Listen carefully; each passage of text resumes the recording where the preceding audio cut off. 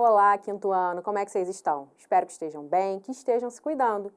Para quem não me conhece, eu sou a professora Mirela Botino, professora dos anos iniciais e represento o quinto ano aqui no Rio Educa na TV. É sempre muito bom poder estar aqui com vocês, trocando ideias, trazendo informação. E agora eu vou me autodescrever.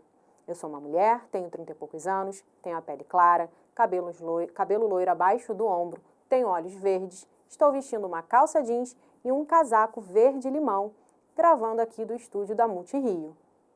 E para trazer o tema da nossa aula de hoje, eu vou chamar Cauã e Lorena, que estão sempre aqui acompanhando a gente. Crianças, vocês podem trazer o tema da aula de hoje, por favor? Hoje a gente vai falar de um assunto bem interessante.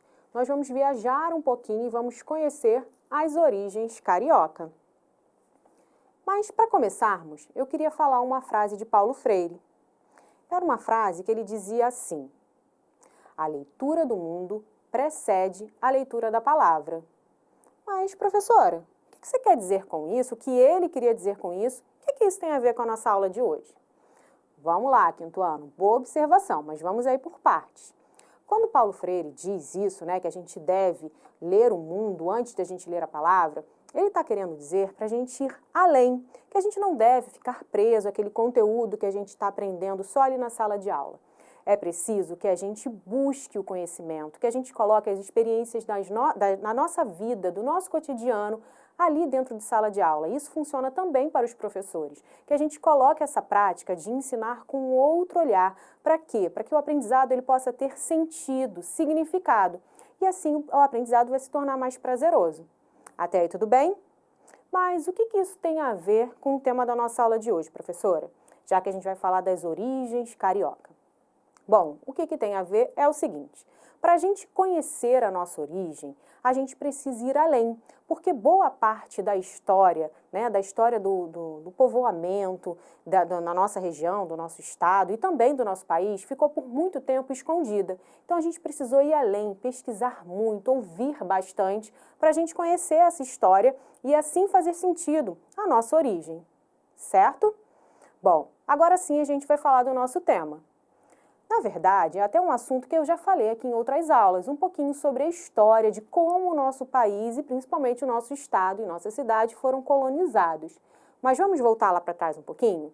Por volta de 1500, pessoal, estava havendo uma grande expansão de territórios, Os europeus estavam fazendo aí essa expansão territorial e colonizando alguns lugares. E foi por aí também, nesse mesmo período, que eles chegaram até o Brasil. Então, os portugueses invadem o Brasil e quando eles chegam aqui, pessoal, tinha gente morando, vocês sabiam disso? Quem é que já vivia aqui quando os portugueses invadiram nosso território? Isso mesmo, os povos indígenas, que também podem ser chamados de povos originários brasileiros, já que eles já viviam aqui. E é claro, se eles já viviam aqui, eles já tinham os costumes deles, eles tinham as tradições, eles tinham as línguas deles, eles tinham as religiões, tudo conforme a tradição e os costumes dele, eles praticavam. E aí, o que vocês acham que aconteceu? Quando os colonizadores portugueses chegaram aqui, eles quiseram mudar totalmente isso e impuseram aos povos indígenas que aderissem aí os modelos europeus, as tradições, os costumes, a língua portuguesa. E, inclusive, eles utilizavam os povos indígenas como mão de obra escrava para trabalhar para eles. E é por tudo isso que a gente diz que o Brasil ele foi invadido pelos portugueses. E não o Brasil foi descoberto, porque se os portugueses chegaram aqui para colonizar o nosso território e já haviam pessoas vivendo, essas pessoas que aqui viveram, que já estavam vivendo, na verdade, eles são os donos legítimos da nossa terra, certo? Bom, e aí o tempo foi passando e os portugueses continuaram a catequizar, os povos indígenas e cada vez mais eles foram tendo que se distanciar das suas tradições e costumes. Mas aí também começaram a chegar da África povos africanos que estavam sendo escravizados também. Por volta de 1800, mais ou menos, quando houve uma grande mudança aqui na nossa cidade, na região do estado do Rio de Janeiro. Antes disso, pessoal, a gente tinha pouca gente vivendo por aqui. A gente tinha já essa mistura, de povos, os povos indígenas, a população africana que veio escravizada e a gente tinha alguns europeus já vivendo aqui, mas era uma quantidade bem pequena. E a nossa região aqui, ela ainda era totalmente rural. Porém, aí por volta de 1808, quando mais uma vez a população portuguesa, né, os europeus, invadiram o nosso território, mais especificamente aqui a região do centro da cidade, eles vieram para cá mais uma vez, por quê? Estavam com problemas políticos acontecendo lá em Portugal, e aí eles precisaram se mudar. E onde eles escolheram para morar? Rio de Janeiro. Então a corte portuguesa veio para o Rio de Janeiro e as mudanças começaram a acontecer. Eles queriam modificar toda a estrutura aqui do Rio de Janeiro, eles queriam urbanizar a nossa cidade. E foi por isso também que se intensificou aí a entrada de homens, mulheres e crianças escravizadas que vinham da África através de um movimento chamado Diáspora Negra. O que era isso, professora? Diáspora negra é o nome que a gente dá a esse movimento forçado, em que esses sujeitos que viviam na África, eles sem a vontade deles, eles não tinham consentimento disso, era contra a vontade deles, eles eram retirados do local onde eles viviam e eram trazidos à força para trabalhar na América. Então, esse é um movimento chamado de diáspora negra. Bom, então os portugueses foram urbanizando a nossa cidade, modificando e deixando ela mais com um olhar mais com características do modelo europeu. Então, isso foi acontecendo e eu preciso dizer isso para vocês entenderem o que estava acontecendo aqui no Rio de Janeiro. A gente precisa saber um pouquinho dessa história para podermos ir adiante, certo? E agora sim a gente vai falar sobre exatamente os povos indígenas e os povos quilombolas, né? A população quilombola aqui dentro do nosso estado. Pessoal, uma outra coisinha que eu já ia esquecendo de falar é que alguns homens, mulheres e até crianças escravizadas que conseguiam fugir desse modelo de colonização, eles procuravam lugares, né, para eles morarem. E esses lugares, essas terras que recebiam os refugiados, né, que a gente pode dizer assim, era chamada de quilombos. Nesse lugar, nos quilombos, eles se juntavam, um ajudava o outro, e eles podiam ali ter a cultura que eles já tinham, levar a vida mais próxima da que eles levavam lá na África. Bom, então, pessoal, é por isso que eles são chamados de povos quilombolas, porque eles viviam nos quilombos. E é dessa mistura aí de povos, né, dos povos indígenas, da população quilombola e dos europeus que viveram aqui, é que a gente tem a nossa cultura, a gente tem as nossas origens. Agora, falando aqui do Rio de Janeiro, conhecendo um pouquinho da nossa história, eu queria dizer para vocês que para saber essa história, eu falei lá no começo isso, e eu vou repetir para vocês, que essa história, ela não é muito encontrada, documentada oficialmente. É difícil a gente achar, né? Hoje em dia até é mais fácil, mas até pouco tempo atrás a gente não tinha muito aí documentos que contavam essa história. E como é que a gente sabia sobre essa história, professora? Através da escuta. A gente ouvia, né, muitas pessoas contando que os seus ancestrais, os seus antepassados contavam para essas pessoas e que iam recontando essa história. Mas por que essa história ficou muito tempo escondida? Ela ficou muito tempo escondida porque ela não era interesse das pessoas que viviam aqui, né, os habitantes europeus, contar essa história. Eles contaram o que eles queriam contar e a gente não ficou sabendo, né, por muito tempo da história verdadeira. Bom, agora vamos falar dos povos indígenas. Vamos começar por eles. Vocês sabiam que eles ainda vivem aqui? A gente ainda tem uma população indígena aqui no nosso território? Tupinambá e Temiminó foram os povos indígenas que mais viveram aqui, né? Que eram maior quantidade, maior número no nosso estado. E eles foram responsáveis por muitas construções e também por muitas heranças deixadas aqui pra gente. Uma delas foi a construção, o início da construção do Aqueduto da Carioca, que é hoje onde a gente tem os Arcos da Lapa. Eles começaram essa construção para quê? Para facilitar as águas, o transporte, né, das águas que vinham de rios que estavam mais acima, né, nos morros, para chegar até aqui embaixo, mais próximo ali do Largo da Carioca, para que depois essa água pudesse ser distribuída.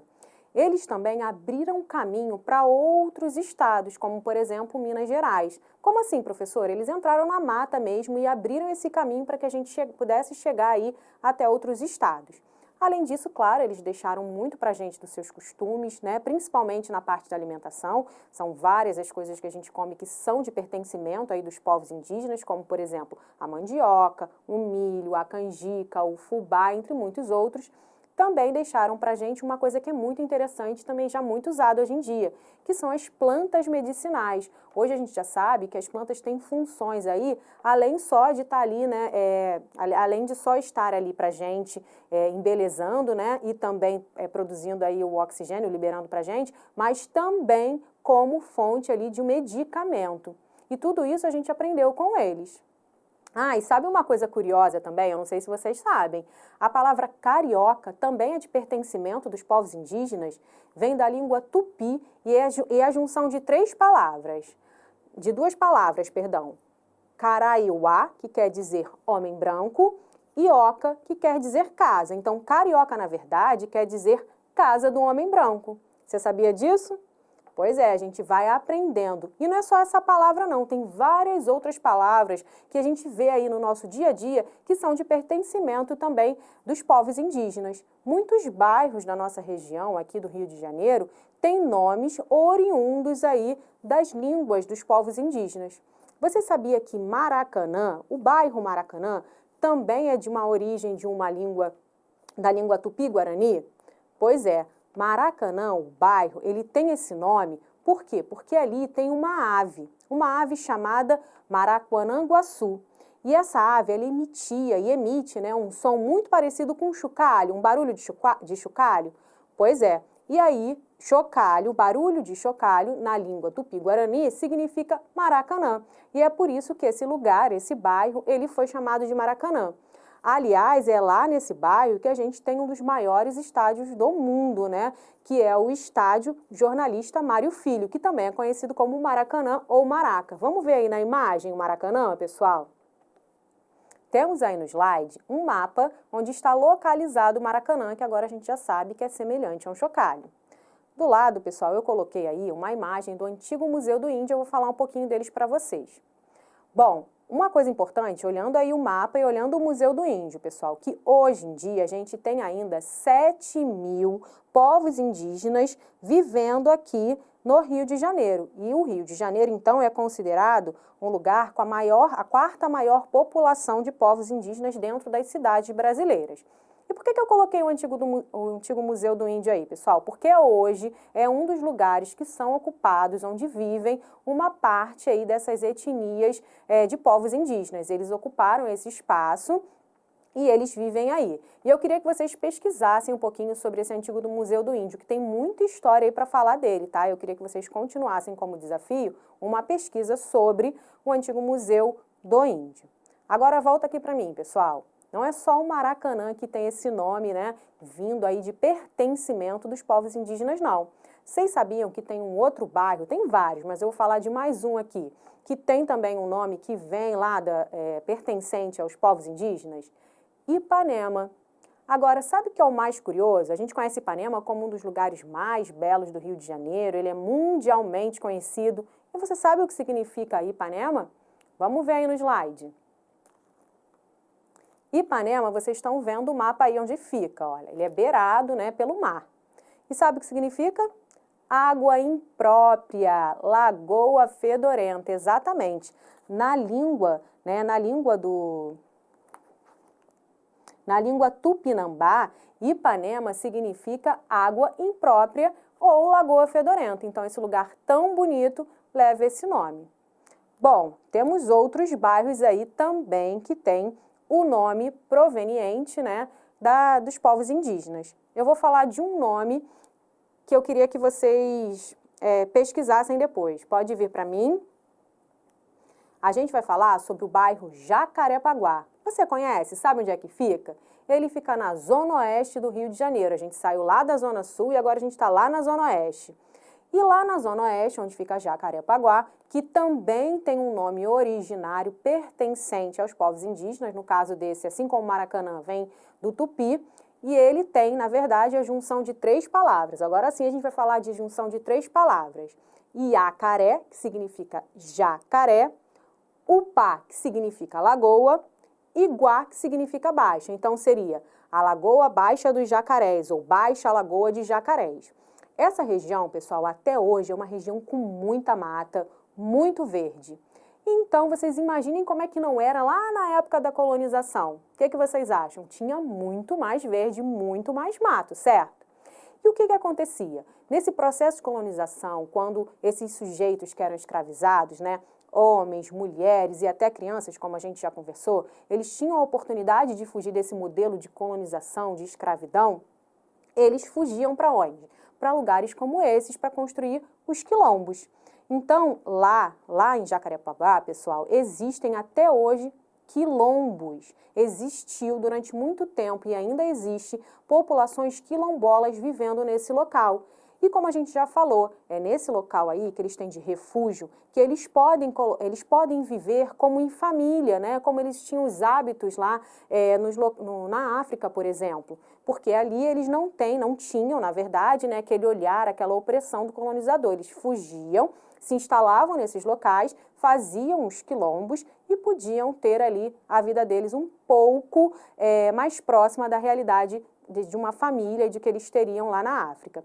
Lembrando que nem todos os quilombos eles são reconhecidos pelo nosso estado, tá? Mas lá existem dois, eu quero falar para vocês. Eu vou mostrar no slide o mapa de Jacarepaguá, que agora vocês também já sabem que vem da língua tupi, e vamos falar desses dois quilombos que existem ali até hoje. Nós temos aí o mapa, como eu falei para vocês, e dois quilombos. Eu coloquei ali em amarelo, né, circulei, no 1 ali naquela região, esse mapa é todo de Jacarepaguá. No 1 a gente tem ali o quilombo de Camorim, ele fica na entrada do Parque Estadual da Pedra Branca. E também tem o quilombo Cafundá Astrogilda, que também é no parque, mas ele já é mais próximo ali de Vargem Grande. Então percebam, a nossa história aconteceu, né, começa lá em 1500 e até hoje a gente tem a presença da população quilombola, ali em Jacarepaguá, bem pertinho da gente. Não podemos esquecer disso e valorizar essa história, hein, pessoal? Agora vamos falar de mais um quilombo. Talvez esse que a gente vai falar agora seja o que representa o maior símbolo de resistência da história da população africana, né, que foi escravizada. A gente vai falar agora da Pedra do Sal, pessoal. A Pedra do Sal, ela fica no centro da cidade do Rio de Janeiro, mais próximo ali na zona portuária do Rio. E ali tem um quilombo, que é o quilombo da Pedra do Sal, onde vivem muitas pessoas hoje que ainda costumam ter os mesmos hábitos e costumes dos seus antepassados. Esse lugar tem muita história para contar. Vocês estão vendo aí o mapa, eu trouxe um mapa onde vocês pudessem, além de se localizar um pouquinho, ver algumas imagens. E do lado ali tem aquela escadaria, que é o acesso para a Pedra do Sal. Como eu falei para vocês, a Pedra do Sal é um símbolo que representa muita resistência, até porque ela fica naquela zona chamada Pequena África, que durante todo o processo de urbanização da cidade conseguiu se manter ali e foi ali que chegaram e que viveram a população escravizada, homens, mulheres e crianças que conseguiam fugir. Como era muito próximo, né, do cais, da entrada, da chegada deles, eles se instalaram aí nesse local que se chama Pedra do Sal. E hoje a Pedra do Sal é considerada patrimônio histórico e cultural negro e um lugar muito importante para que a gente possa entender a nossa história. Bom, pessoal, a contribuição dessa população é muito grande. A gente não pode limitar, como falamos aqui, só com os costumes, com a língua, é muito maior do que isso. E é por isso que a gente deve sim procurar, pesquisar, escutar essa história, porque é a nossa história. A gente está falando das nossas origens. Bom, gente, e para a gente terminar, eu vou deixar um desafio para vocês. A gente falou aqui da língua, do pertencimento que a gente tem, falamos aí Carioca, Maracanã, falamos Jacarepaguá, tantos outros bairros que temos aqui no nosso estado, que também são de pertencimento dos povos indígenas. E o nosso desafio de hoje é exatamente esse. Eu queria que vocês pesquisassem, eu vou mostrar para vocês no próximo slide, algumas palavrinhas. Olha aí, ó, Tijuca, Itaipu, Itaipuaçu, Guaratiba, Itacoatiara e Copacabana. O desafio de vocês é pesquisarem aí o significado de cada uma dessas palavras. A gente já sabe que elas são pertencentes aos povos indígenas. Mas o que será que elas significam, hein? Aí é com você, hein? Pesquisa aí, anota do lado e depois, ó, divulga para os colegas. Conta para todo mundo aí o que você descobriu, combinado? Um grande beijo, valorizando sempre as nossas origens e culturas diferentes, respeitando e valorizando. Um grande beijo, até o nosso próximo encontro aqui no Rio Educa na TV. Tchau, quinto ano!